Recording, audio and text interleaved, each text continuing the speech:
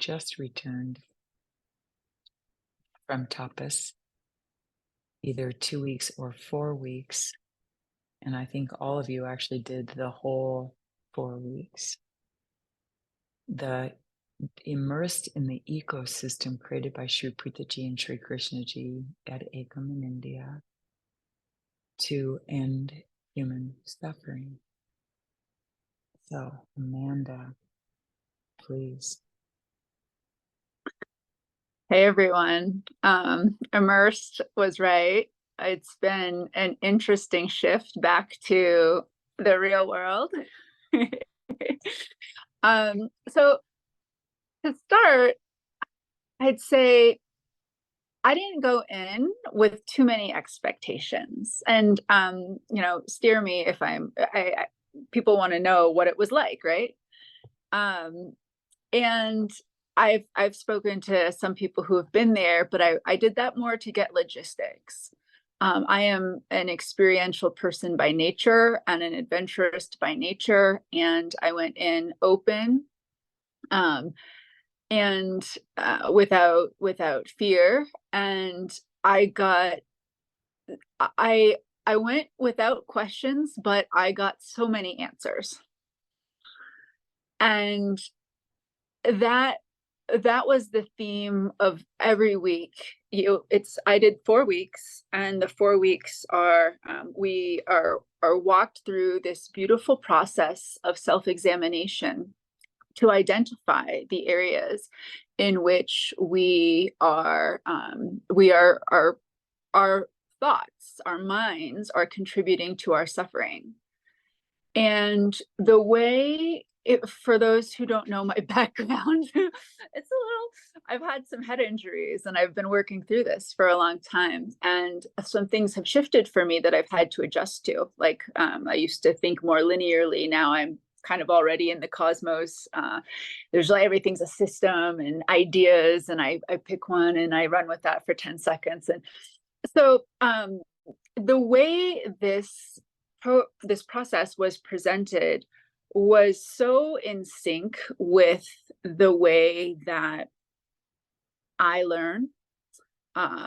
The shorter deliveries of wisdom followed by time, like immediately, to reflect, bringing in kinesthetic processes like meditations and chants, and ancient practices. And as a scholar of art history and archaeology and anthropology, oh my God, it was like all of my interests, like it was a confluence of my life so far. And with everything planned out for us, there is no excuse to not reflect and contemplate and use that time wisely.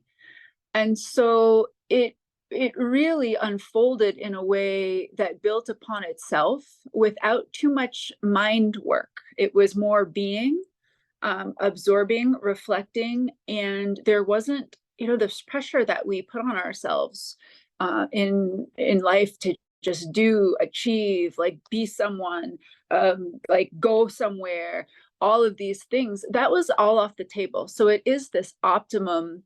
And I've done years of work on myself, both brain injury wise and on the mental health sphere, and gotten my physical health into pristine shape.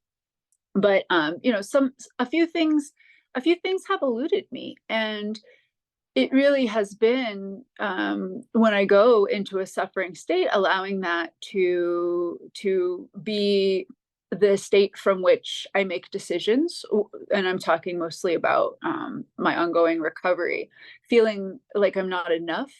And it was brought to my attention, before I went to tapas, that this is a problem for me, but I was doing a lot of meditation, and but this presented the toolbox to really start working through getting rid of the suffering. It's like, okay, I already acknowledge I'm suffering left and right. But as I started to recognize, when it came up, to give it what it deserves, to acknowledge it, noticed right away, it was almost, okay, I'm looking at this, I'm recognizing it, I'm able to say, oh, this is an ego. I'm judging myself right now, and that's why I don't feel. As I was able to do this more and more, the at first it was like ping, ping, ping, lots of stuff coming up, but it started to dissipate. And with every single day there, I just got a little lighter and a little lighter and a little lighter.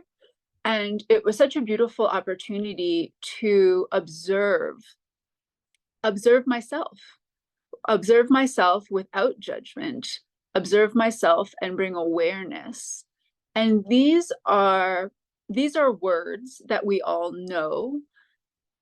I hadn't This was a huge trajectory in my ability to embody. And that for me, as you know, I am very my human design is solar plexus doing. And I've been longing for tools to do more being. And that's certainly what I got.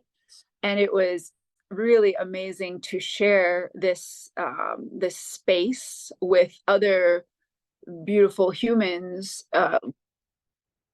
looking to end their suffering on a path of self-awareness. And I mean, just even seeing, well, I know Alex and Jim are here. They could probably attest. I was, and Lisa Lott, just floating around, and like this was my jam, just floating around, quite blissful. And we're given, and this is, my life is a bit of a sadhana in and of itself. I eat healthy, I exercise, I meditate, I spend a lot of time in silence.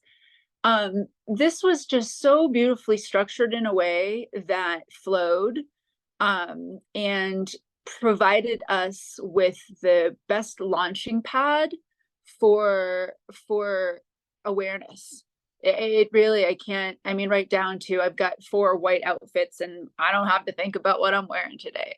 Like, I love that. And so I tend to be much better at describing like what I did, what it was like. And I'm still challenged to share the emotional aspect of it. But what I know for sure is that I am a changed person.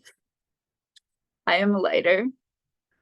And even like, challenges haven't gone away necessarily, but I mean, I have jaw surgery today. They're just the attitude and the state from which I see everything. There's no such thing as bad. It's just what is. And one of my favorite tools, phrases that I've taken is right action.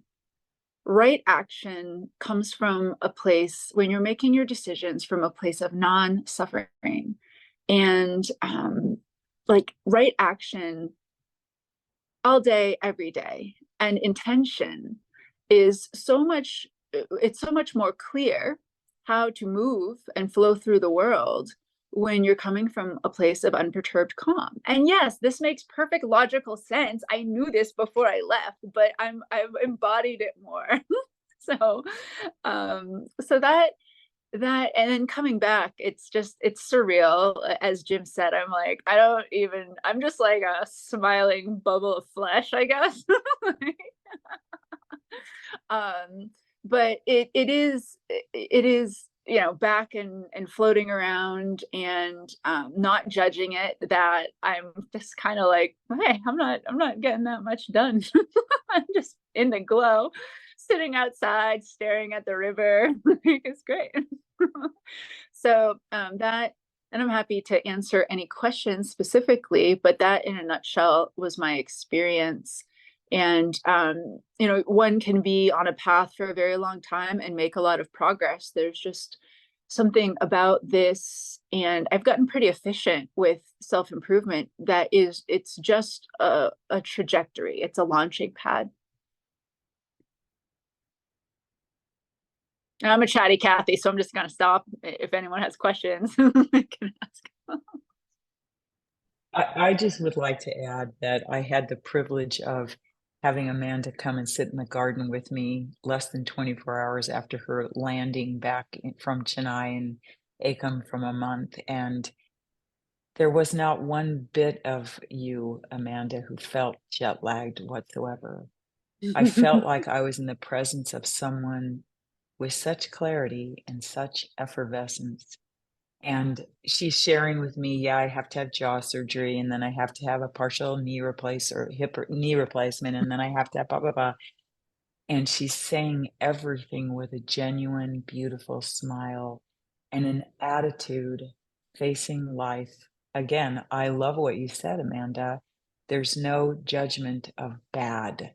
It's just is what it is. And that is the state, the foundational enlightenment state of Stita Pragnata. And you have it so embodied and embedded. Thank you so much. Oh, thank you all.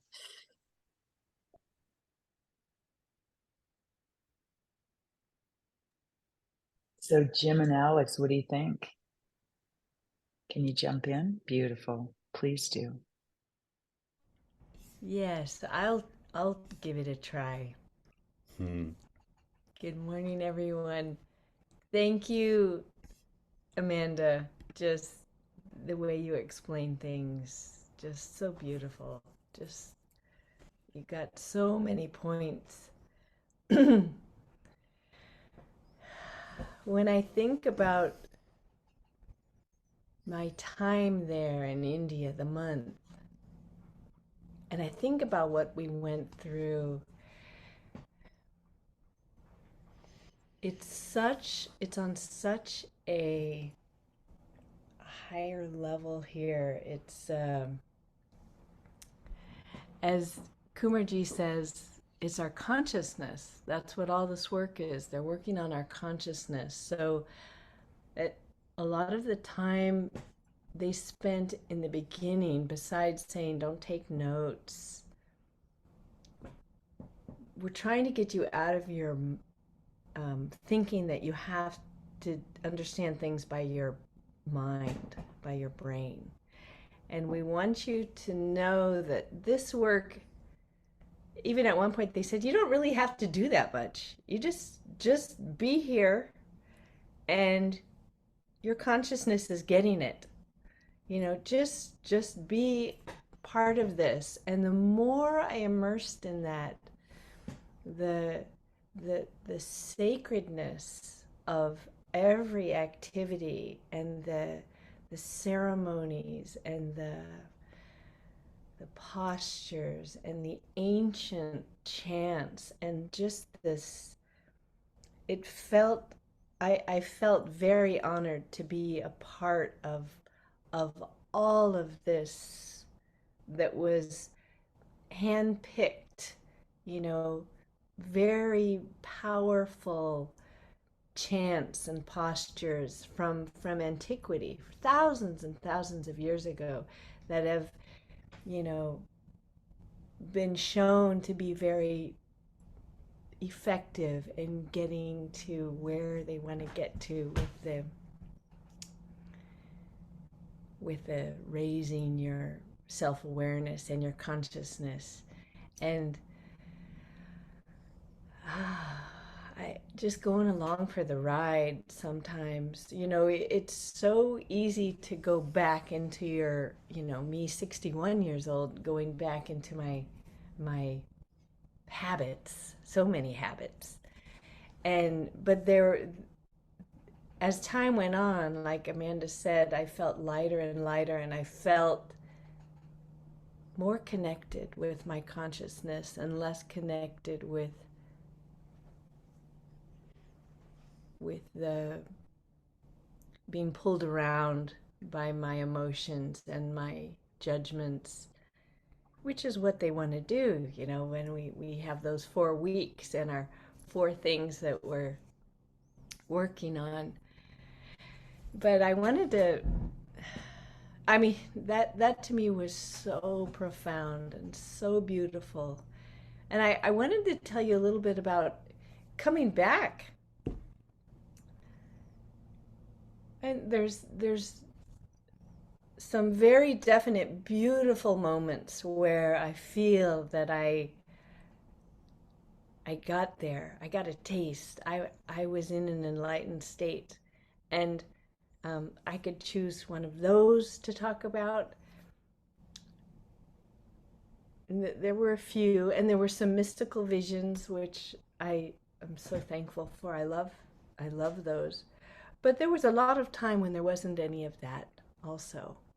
And we were, we were moving along, and they kept us at a pace that was go, go, go. Even when it was time to rest, it's like, okay, you rest for this amount of time, then get up and go. And it brought our bodies to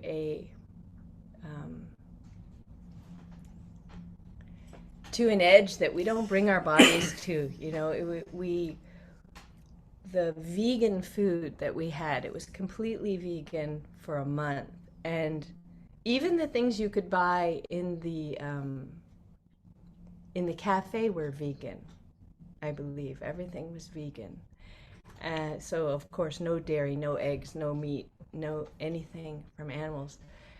And so we were purifying our bodies, and many people got sick. I think everybody got sick. Some people got really sick and had to go to the hospital. And some people, it was really nice in the dormitory with all of us, and seeing I think it was like 14 women were in our dormitory. Amanda was in my dorm, and seeing how the women would go around, it was international, and help each other.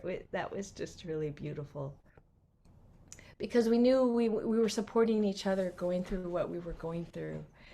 And just, I think we were 700 or 750 of us, 2/3 Indian, I would say. And just seeing people that were doing the same thing you were doing, that was amazing. But what I started to tell you about was when I got back, our consciousness is very different, and we're very different now. We're much more aware and plugged in. And every night, going to bed, even with this jet lag, every night, it was like I was in a process.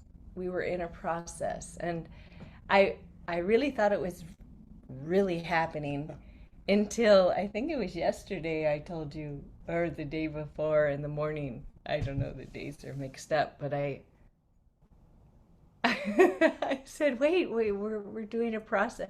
Like, when we have our tapas nights, the nights that we stay up most of the night, they just give us little times to sleep, and we fast, even though they give us little things to eat. They're just a teeny bit. So those 4 nights, one each week, it's just, you're in this dreamy, I'm here, but I'm not here, but I'm here, and just trying to stay awake, listening to Anandagiri's voice, and thinking about what you heard Krishanji say, and the wisdom, and a lot of the time you're maybe in Shavasana and you're taking it in. Well, not a lot of that night. A lot of that night you're sitting up, but there are times when you're laying down. So when I got home at night, when I was laying in bed, I was there. I was there in Nirvana, is this campus is called, and we were all still receiving. We were receiving wisdoms. We were receiving things with our consciousness, and it was so beautiful. It was so beautiful. I'd wake up, maybe to use the bathroom, drink some water, and come back, and just, it was like I could hear the drone of the music, and I knew Jim was laying there, right next to me, and we were receiving. And I said something. I said, "We're receiving," and Jim said, What do you mean we're receiving?" And it was kind of like, oh wait, was that a dream? And I realized I had been doing it every night, and I really believe we were still receiving, because I know it's still going on, and as you, Tapasvis, can attest to, it goes on and on and on and on. I see heads nodding. And I tell you, it was just such a beautiful experience. I just feel very connected. I feel one of the things that happened there was a really strong connection to the universal intelligence, to my divine, which is, most of my life I have been religious, non-religious, a-religious.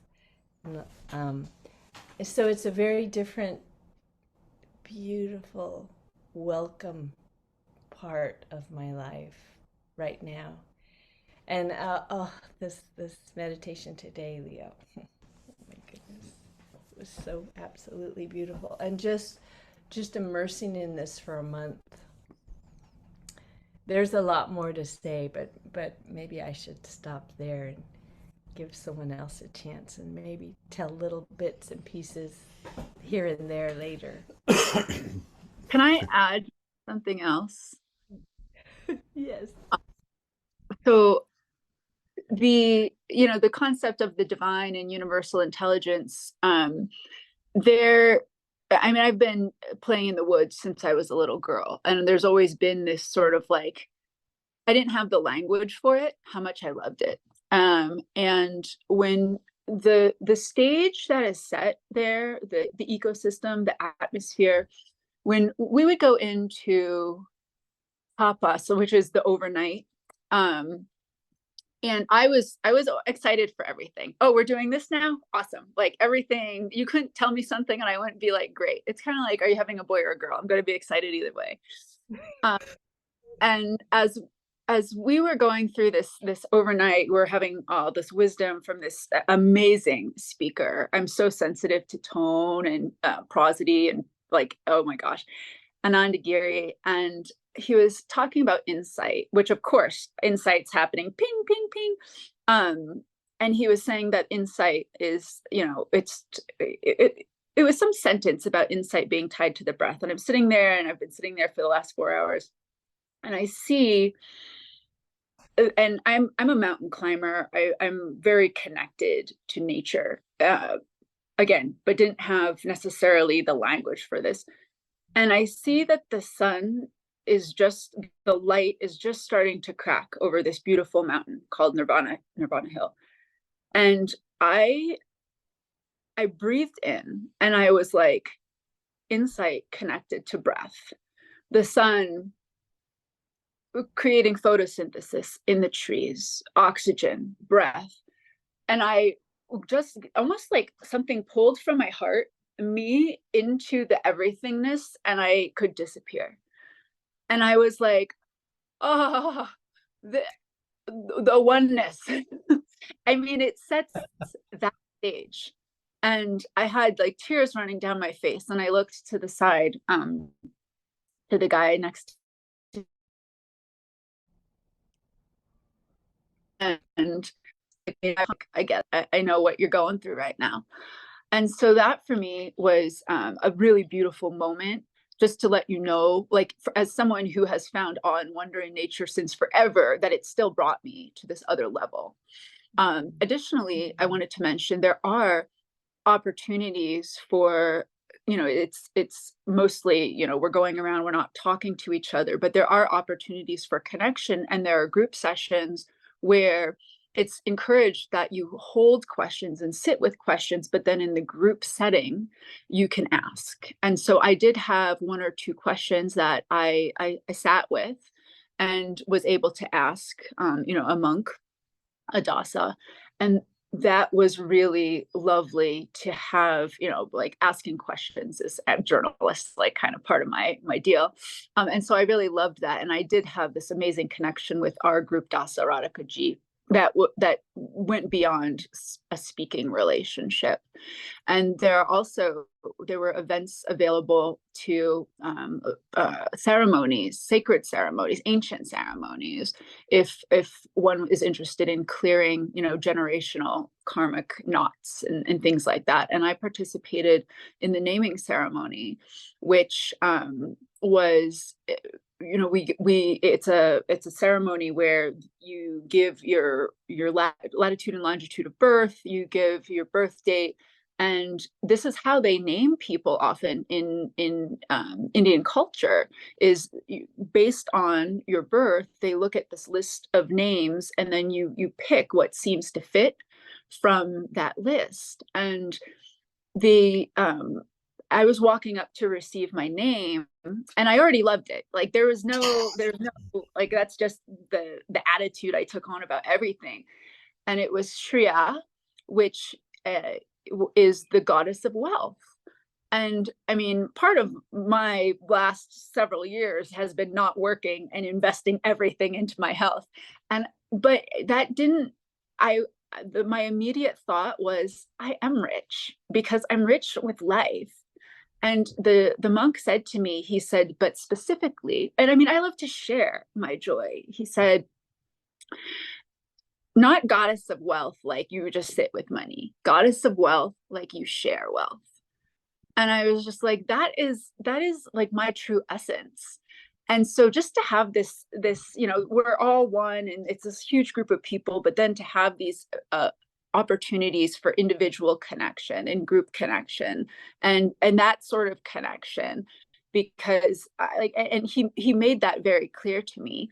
And I was just like, this is all my jam. And I mean, I'm not trying to be a salesperson or anything like that, but it was just so beautiful and beneficial. And no part of me was like, I can't wait to leave or anything like that. It was, I mean, I'm just basking. I was like a pig fit, just receiving wisdom, and not just wisdom from outside, wisdom coming from within.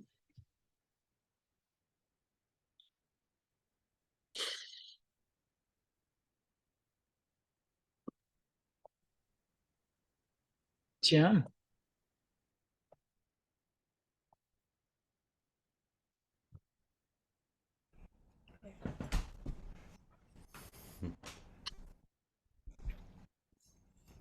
So it was so many things. Um, States of consciousness during tapas, during the 4 weeks, moving through states of consciousness.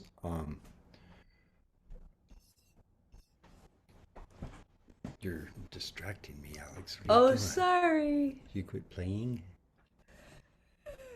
I was trying to get people there so you could see them.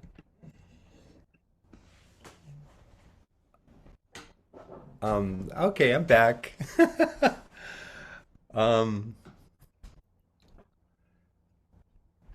States of consciousness. There were some profound states of consciousness that we experienced, and there were some sublime states of consciousness that we experienced, to the point where I was kind of questioning reality. Like, what do we even mean by reality? Um,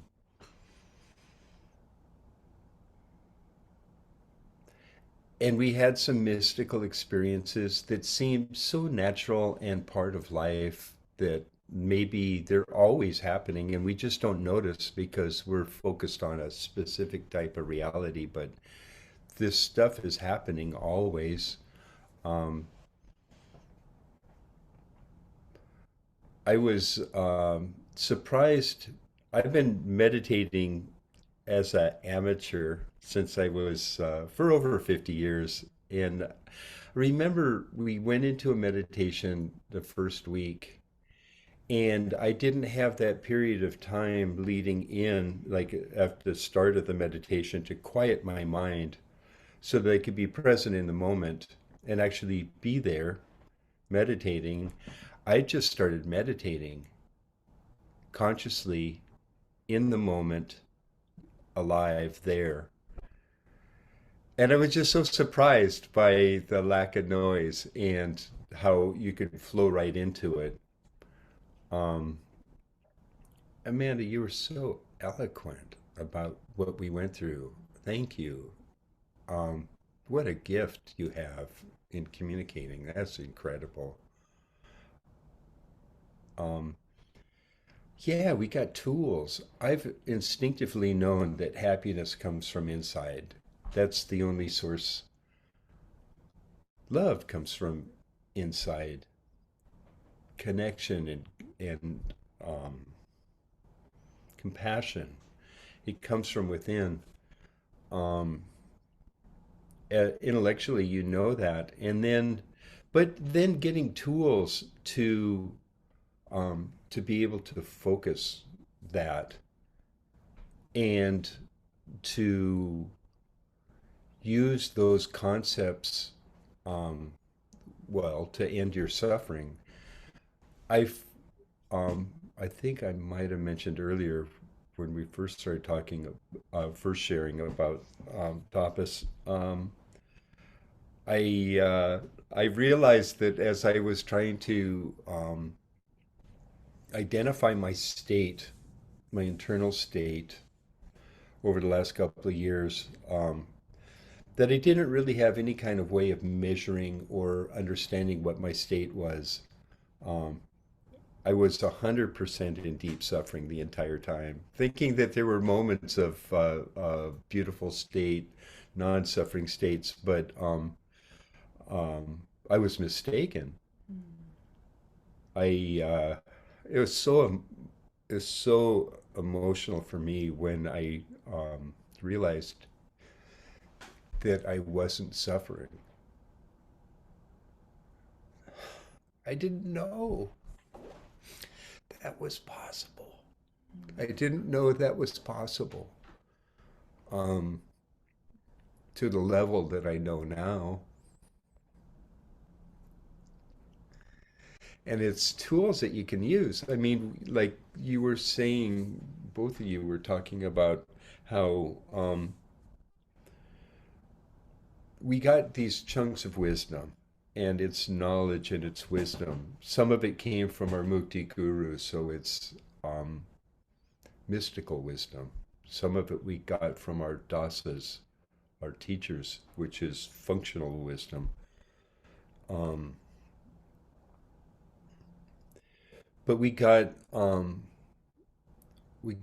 means of identifying, like when you search your when you when you look at your state, um, and you're trying to find the truth of your state, and then you can bring compassionate awareness to what's happening, and just like, ah, I see you.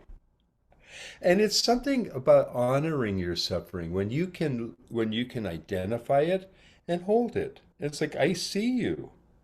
I know you. You're very familiar to me. Hi again. Now goodbye. It's such a amazing experience.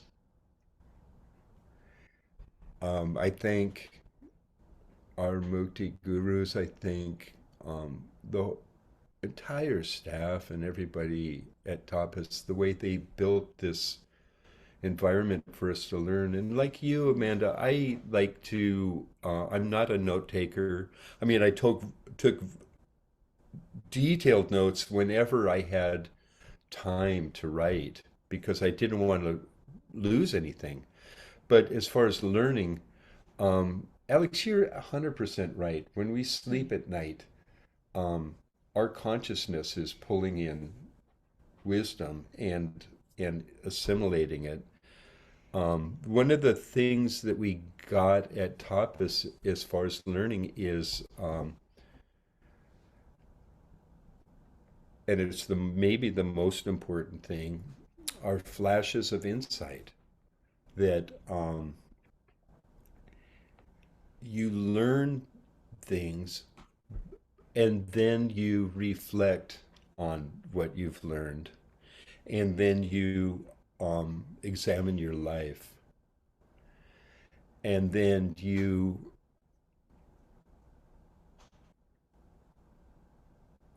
be for a while, and all of that comes together into a flash of insight, or that's how it worked for me. And I had these flashes of insight that completely changed the way forward.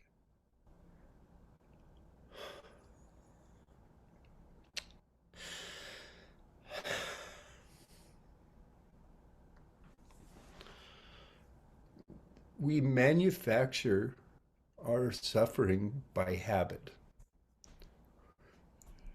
The older we are, the more ingrained those habits are.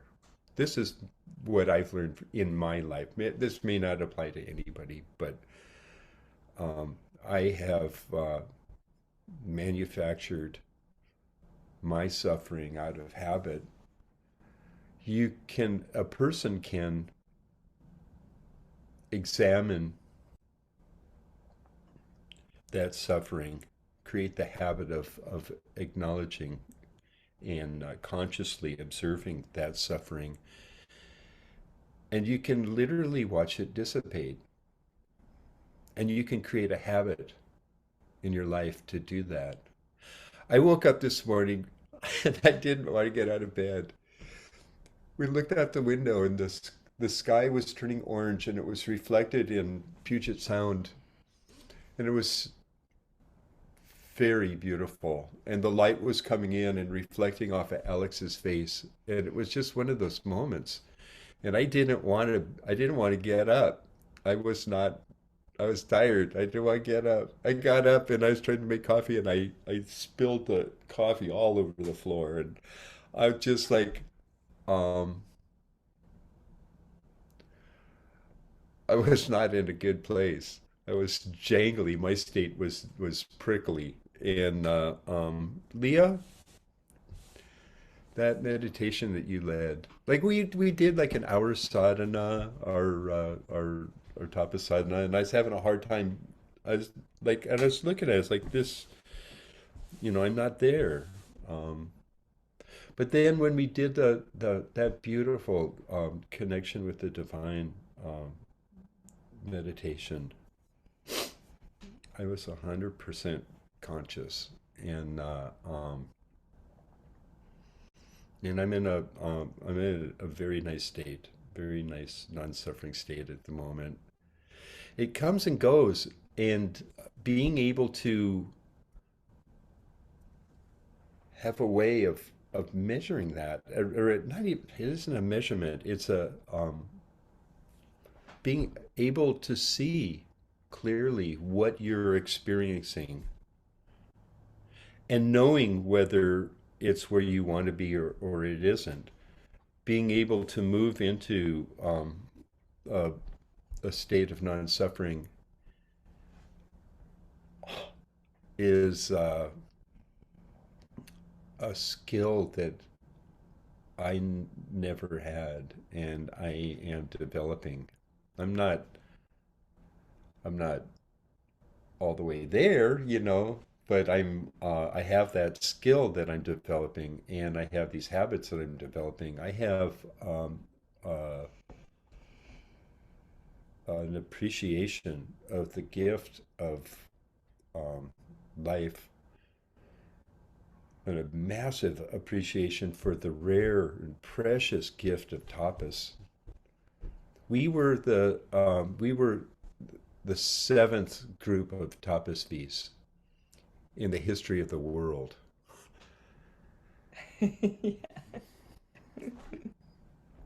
There's a handful of us. There's 700 of us, and the rare and precious gift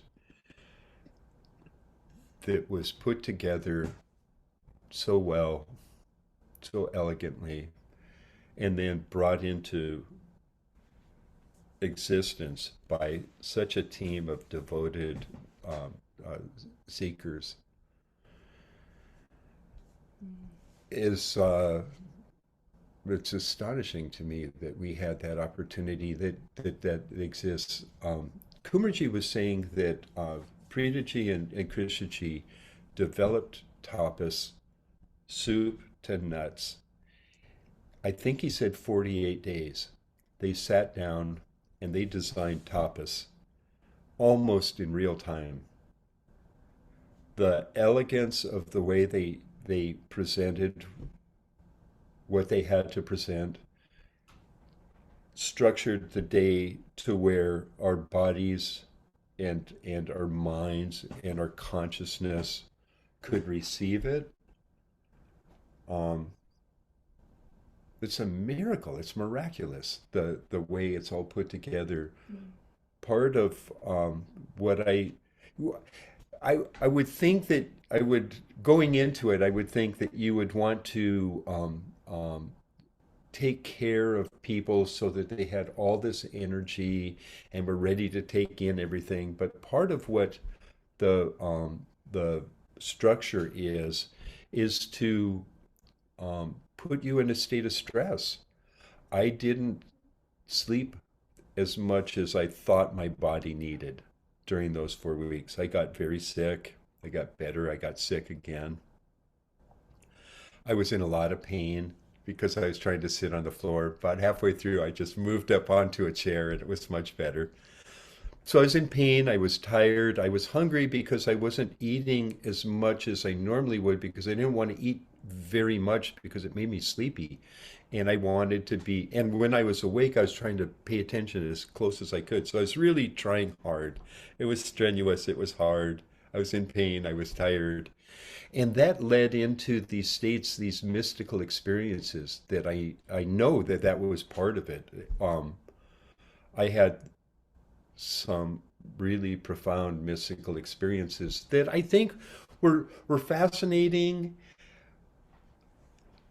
It's really cool. That stuff is very neat, especially for a Westerner, especially for an old hippie.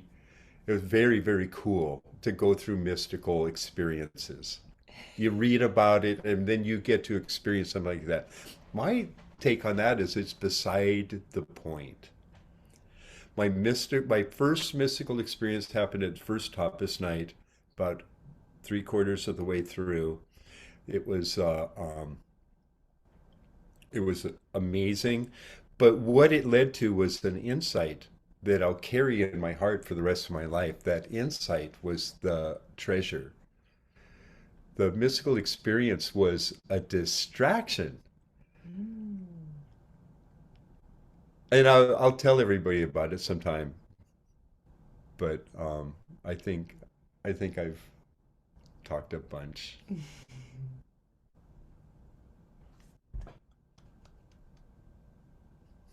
Thank you guys so much. So beautiful. Jim, you move me to tears. I You moved move me to it tears. to What I love is whenever I watch someone have the realization that they were suffering, but they didn't know they were suffering, and then they discover that there's a way out of their suffering that actually truly, truly, truly works. That moves me to tears. And I love you. So that moves me to bigger tears to hear you say that. It's so beautiful. I believe that the ecosystem meticulously removes the amnesia. It removes the anesthesia, all the hidden places that we hide. It removes all of them to reveal the truth of our state, and then gives us exactly what you said: the ancient wisdom, the ancient processes, the tapas nights, all of that in such a perfect package, so balanced and connected one to the other. And that is what has us emerging with these embedded new foundational sthita pragnatha, state of equilibrium, where yeah, you're going to spill the coffee and you're going to wake up and be tired and not want to get up and feel grumpy. And then you see it because before you didn't even notice it. And then in that moment of awareness and insight, you have a choice. We Mhm. have a choice. Beautiful. That's the difference. I am just overjoyed. Overjoyed. I would like to say something. Leah said the same thing, and I'm gonna get emotional. Um, when I saw you, Jim, kind of doing the same thing, when I making that comparison, and like Leah described it, and the emotion was so strong and real. Um, I mean, I don't have the comparison, but I can receive the level of energy, whatever it is that I can receive, and it keeps happening. And I do want to say, I would love to hear your story about your experience of insight, of mystical experience, and then insight. Um, it just feels like that would just open things up for me. I've never particularly sought mystical experiences, and I've had a few what I call mini mystical experiences. But the idea that you had one that was of such depth, and without putting it down, you say it was a distraction. Now that kind of boggles my mind. Oh my goodness. Thank you so much. Thank you guys so much.